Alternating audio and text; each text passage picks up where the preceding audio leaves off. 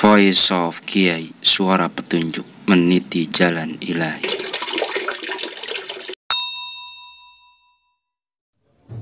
Assalamualaikum warahmatullahi wabarakatuh. Bismillahirrahmanirrahim. Alhamdulillahilladzi faqqaha fi dinihi man istafahu minal ulama'il a'lam wa ja'alahum kawakiba yahtadi bihim kullu dhalin fi halikal dhalam wa ashhadu an la ilaha illallah wahdahu la syarika lahul mulkul alam wa ashhadu anna sayyidana Muhammadan abduhu wa rasuluhul mab'usu rahmatan lil anam. Wassalatu wassalamu ala sayyidina Muhammad wa ala alihi wa sahbihi sadatil kiram, amma ba'd. Fa inna ahsanal kalami wa abyanan nizam kalamullahil hayyul qayyum dzil jalali wal ikram. Qala Allah ta'ala wa huwa asdaqul qailin. A'udzu billahi minasyaitonir rajim. Falaula nafarim min kulli firqatin minhum ta'ifatul liyatafaqahu fid-din wal yunziru qaumahum idza raja'u ilaihim la'allahum yahzarun. Wa qala Rasulillahi sallallahu alaihi wasallam, al khairu 'adatu wa syarru lajajatun faman yuridillahu bihi khairan yufaqihu fid-din. Wa qala Rasulillahi sallallahu alaihi wasallam, la ayyahdiyallahu bika rajulan wahidan khairun laka min humrin ni'am. Shadaqallahul azim wa shadaqa rasulihil habibil karim wa nahnu ala dzalika minasyahidin. Fa ana asta'izu billahi min khid'il jahlil mudillah wa bawadiril humkil mudillah wa as'aluhu as-sa'adati bi'aqlin radi'in yastaqimu bihi man zalla wa ilmin nafi'in yastahdi bihi man dhal. Allahumma ja'alna minal ladzina yastami'una al-qawla fayattabi'una ahsanah. Saudara-saudara, sahabat karib kerabat, teman dan handai tolandis antero Indonesia, alhamdulillah saat ini kita berada di bulan yang mulia, yaitu bulan Ramadan. Pada kesempatan kali ini akan saya bacakan kembali tentang masalah agama dari kitab Tawdihul Adillah karangan Hadratus Syekh Kiai Haji Muhammad Syafi'i Hazami, berkaitan tentang hal-hal yang membatalkan puasa. Pertanyaan pertama yaitu, apakah hukumnya pada waktu bulan Ramadan orang yang berdagang berbohong kepada si pembeli agar dagangannya habis terjual? Puasanya sah atau makruh atau tidak sah? Jawabannya adalah al-kadhibu atau al-kidhbu artinya berdusta, yaitu al-akhbaru ani syai'i bi khilafi ma huwa alaih, memberitakan tentang sesuatu dengan menyalahi apa adanya. Asal hukum berdusta itu adalah haram, baik dalam pembicaraan, obrolan biasa, dalam hal pekerjaan ataupun perdagangan. Kalau berdusta dilakukan dalam keadaan berpuasa, maka batal pahala puasanya. Adapun puasanya tidak batal karena berdusta, yang batal adalah pahalanya.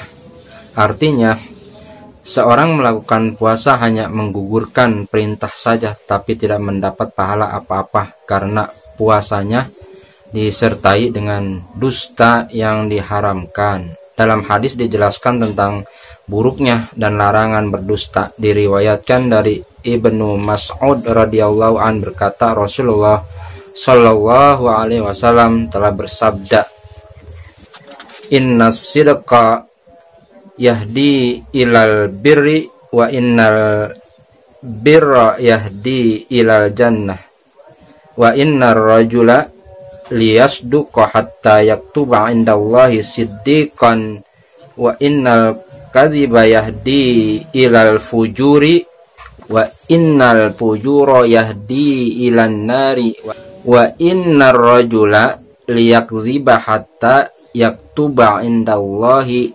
kadzdzaba. Sesungguhnya benar itu membawa kepada kebajikan, dan sesungguhnya kebajikan itu membawa ke surga.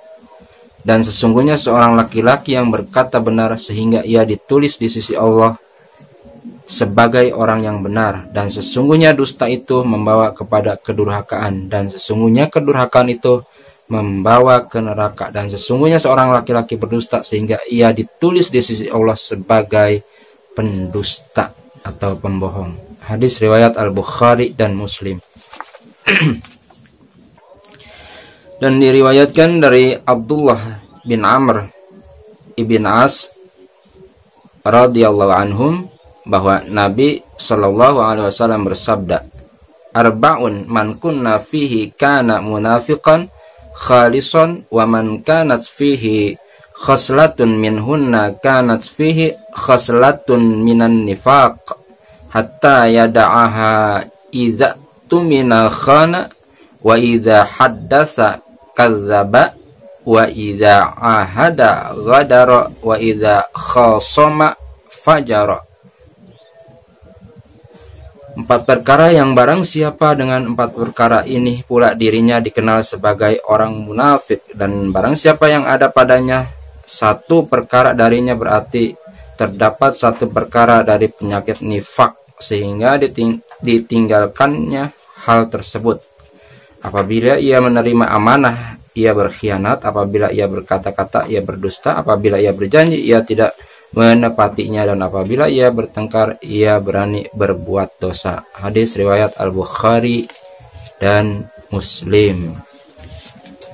Berdusta itu sering terjadi bukan hanya kepada para pedagang saja, walaupun memang ada pedagang sering menyembunyikan aib dari pembeli atau mengatakan barang itu bagus dan berani bersumpah, tetapi nyatanya barangnya tidak sesuai dengan harapan, dan hal ini yang mereka praktikkan walaupun dagangannya pada waktu itu untung dan laku, namun nilai berkahnya tidak ada. Hendaknya hal-hal seperti ini menjadi perhatian kepada para pedagang, terutama kaum muslimin yang telah mengucapkan 2 kalimat syahadat. Ketahuilah bahwa syahadat kita itu menuntut konsekuensi sepanjang masa. Pembeli-pembeli itu kebanyakan saudara-saudara kita juga dari kaum muslimin. Janganlah mereka dizalimi sesama muslim. Wajib saling mengasihi, saling menyayangi.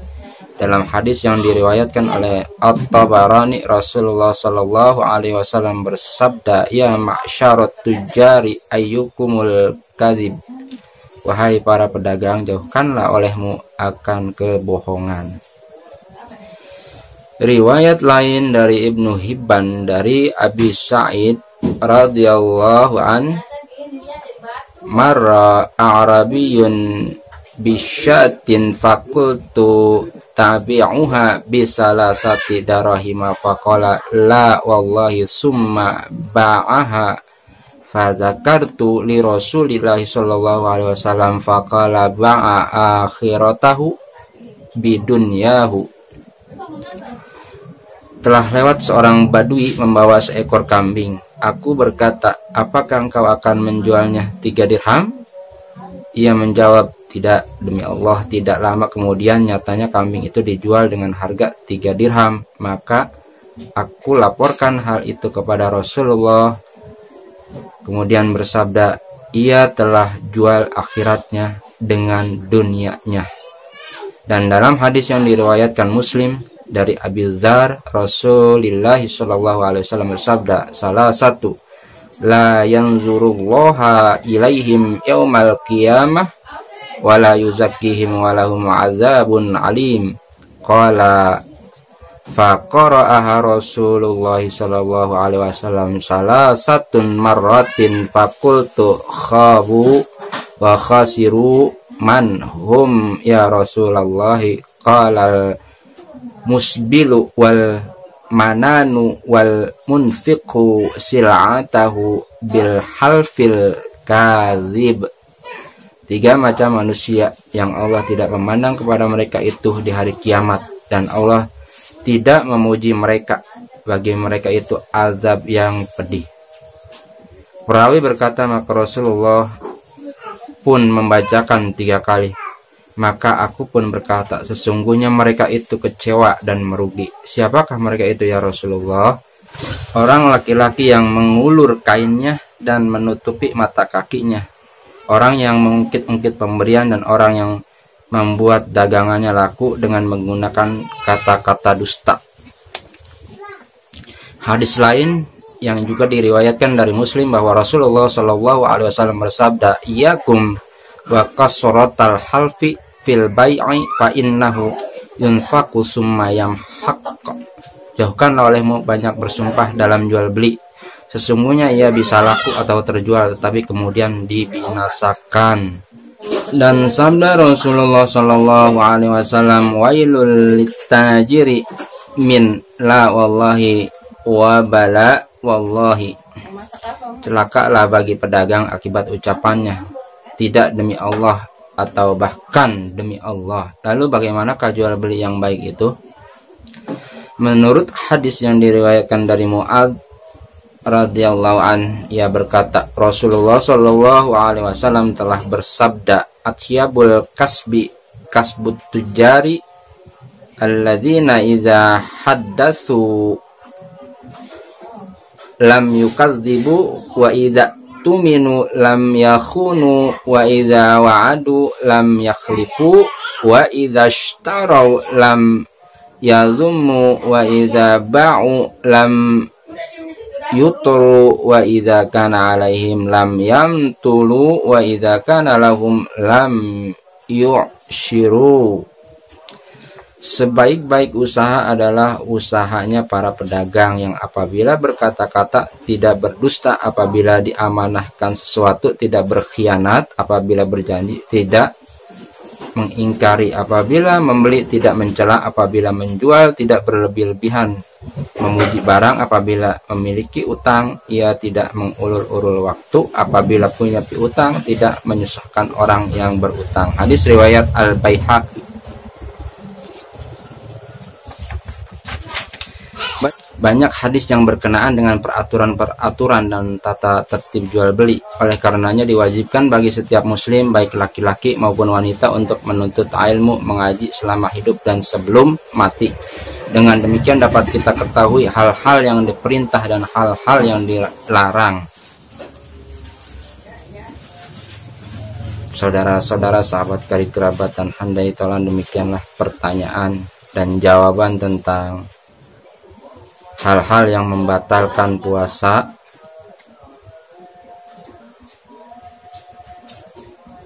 berkaitan dengan jual beli. Kemudian pertanyaan kedua, bagaimana hukum merokok ketika puasa? Jawabannya adalah memasukkan suatu benda ke rongga badan atau kepala adalah membatalkan puasa. Bagian-bagian rongga yang dilalui asap rokok berbekas pada tir dari nikotin yang dinamakan oleh orang Cina dengan jiceng. Jiceng ini dapat dibuktikan jika Anda mematahkan pipa atau membersihkannya. Di sana Anda bisa melihat sendiri benda yang disebut jiceng. Jadi jelas bahwa merokok itu sama dengan memasukkan benda ke dalam rongga, kecuali bagi mereka yang mempunyai kepandaian seni sedemikian rupa sehingga bisa menahan masuknya asap itu ke dalam rongga. Saya kira pada masa kini jarang orang yang mempunyai perpaduan Lui Kang dan ginkangnya yang bisa menahan asap rokok ke dalam rongganya kalau sudah masuk dalam mulut. Jadi termasuk suatu hal yang nadir, jarang terjadi. Dengan demikian merokok itu dapat membatalkan puasa. Di dalam kitab Fathul Qari pada Hamis Hasyiah Al-Baijuri juz ke-1 halaman 290 dikemukakan sebagai berikut. Walladzi yuftiru bihi shaim asyarata asya'a ahaduha ma wasala andan ilal jawfi al munfatihi al ghairal munfatihi kal wusul min ma'mumatir ra'si wal muradu imsakus shaim an wusuli ainin ila ma yusamma jaufan. Sesuatu yang dapat membatalkan puasa ada 10 faktor.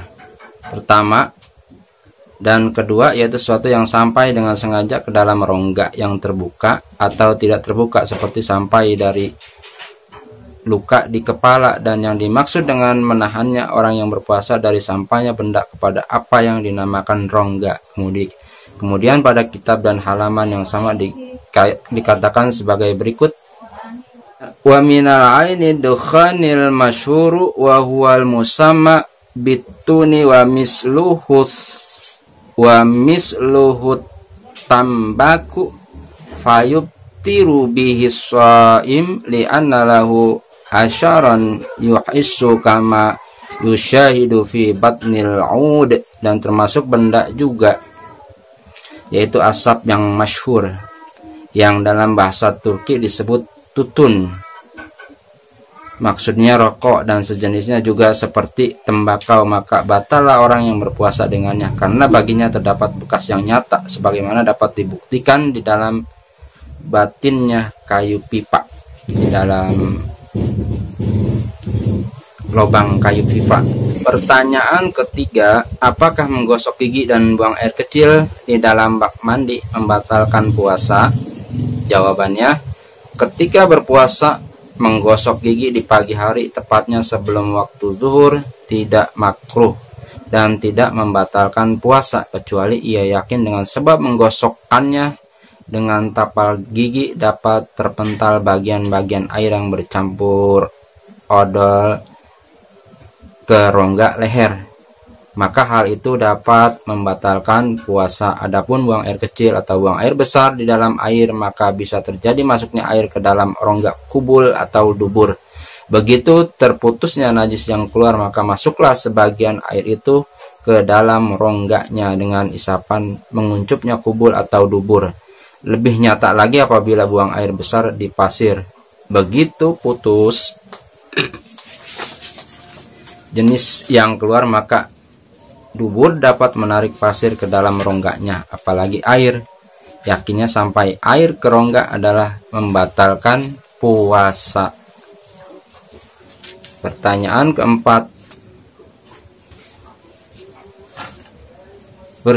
keempat, sahkah jika kita dalam keadaan puasa menelan ludah? Begitu juga ketika dalam sholat.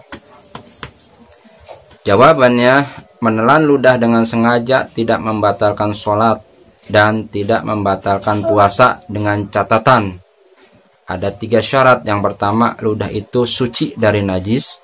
Kedua, ludah itu murni, yakni tidak bercampur dengan benda lain. Ketiga, belum keluar dari tempat keluarnya atau kelenjarnya. Keterangan ini terdapat di dalam kitab Al-Iqna fi Halli Al-Faz Abi Suja pada Hamish Bujairimi al-Khatib juz kedua halaman 310. Wala yadurru usulu riqihi min ma'danihi jaufahu, dan tidak menjadi mutarat, tidak membatalkan puasa karena sampainya ludah yang keluar dari makdin atau kelenjarnya ke dalam rongganya. Selanjutnya menurut Hasyiah pada halaman dan nomor yang sama, haitsu kana tahiron sarfan bi khilafi usulihi mutanajjisan aw mukhtalifan bi ghairihi aw ba'da khurujihi la ala lisanihi walau ala humaratis syafataini fasyurutu salasatun.